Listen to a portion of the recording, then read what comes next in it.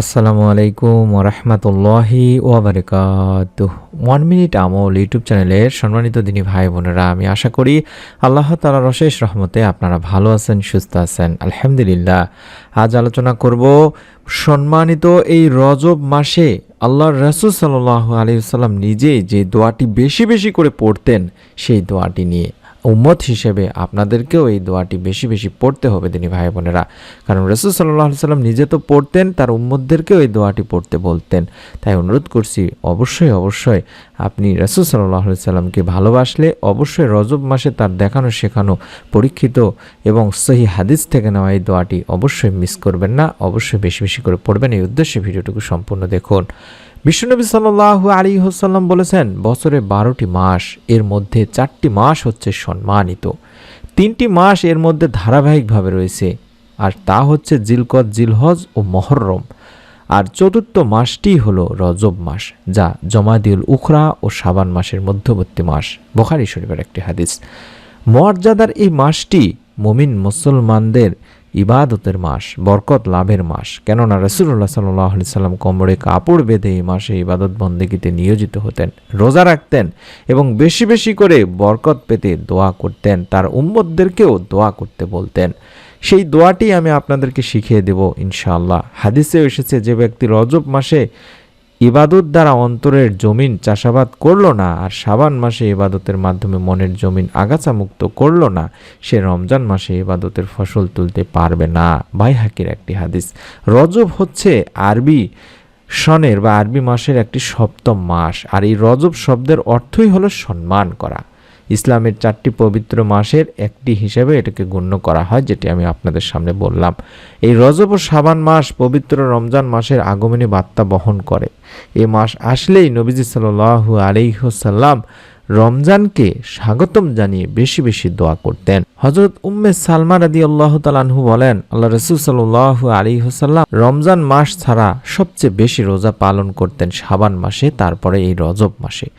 হযরত আয়েশা রাদিয়াল্লাহু তাআলা আনহা বলেন, যখন রজব মাস আসতো রাসূলুল্লাহ সাল্লাল্লাহু আলাইহি সাল্লামের আমলের আধিক্য দেখে আমরা তা বুঝতে পারতাম।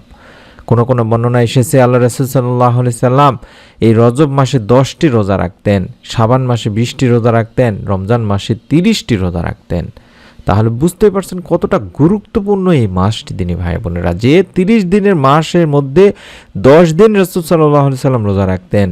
আর রজব মাসের আমলগুলোর মধ্যে অন্যতম আমল যেগুলো বেশি বেশি করতেন তার মধ্যেই হলো রোজা পালন করা, এবং মাস জুড়ে নবীজি সাল্লাল্লাহু আলাইহি সাল্লামের যে নিয়মিত আমলগুলো ছিল, সাপ্তাহিক রোজা রাখা সোমবার বৃহস্পতিবারে, তাছাড়া মাসিক আইয়ামে বীজের রোজা 13, 14, 15 তারিখে রোজা পালন করতেন, এবং মাস জুড়ে বেশি বেশি নফল নামাজ পড়তেন, বিশেষ করে তাহাজ্জুদের নামাজ থেকে শুরু করে বাকি যে নামাজগুলো রয়েছে, ইশরাক, চাশতুদ দোহা, জাওয়াল, আওয়াবিন, তাইয়াতুল ওযু, দখলুল মসজিদ ইত্যাদি নামাজের ব্যাপারে যত্নবান হওয়া আমাদেরও খুব জরুরি।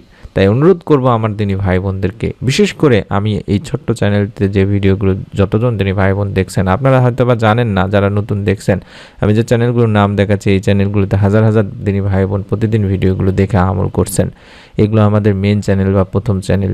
তাই অনুরোধ করছি এই চ্যানেলের ভিডিওগুলো দেখবেন, পাশাপাশি অবশ্যই মেন চ্যানেল যেগুলো 1 মিনিট মাদ্রাসা কিংবা দিনী আমল কিংবা প্রতিদিনের আমল, এই চ্যানেলগুলোতে বেশি বেশি ভিডিও দেখার চেষ্টা করবেন।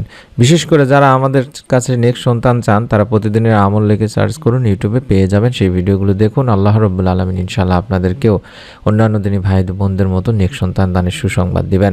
যে দোয়াটি আমরা এই রজব মাসে বেশি বেশি করে করব, সেই দোয়াটি আমি স্ক্রিনের মধ্যে দেখাচ্ছি। যে দোয়াটি বিশ্বনবী সাল্লাল্লাহু আলাইহি সাল্লাম নিজে তো করতেন, তার উম্মতদেরকেও করতে বলতেন। তাই আমরা যখনই সময় পাবো নফল নামাজগুলোর পরে কিংবা অবসর সময়গুলোতে আল্লাহুম্মা বারিক লানা ফি রজব ওয়া শাবানা ওয়া বাল্লিগনা রমাদান, এভাবে অন্তত বেশি বেশি করে পড়ব।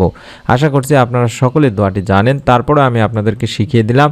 স্ক্রিনশট নিন, যারা জানেন না দেখে দেখে পড়বেন। আল্লাহুম্মা বারিক লানা ফি রজব ওয়া শাবানা ও বাল্লিগনা রমাদান, হে আল্লাহ, রজব ও শাবান মাস আমাদের জন্য বরকতময় করুন, রমজান মাস পর্যন্ত আমাদের হায়াত বৃদ্ধি করুন, বা রমজান মাস আমাদের কপালে বা নসিবে করুন।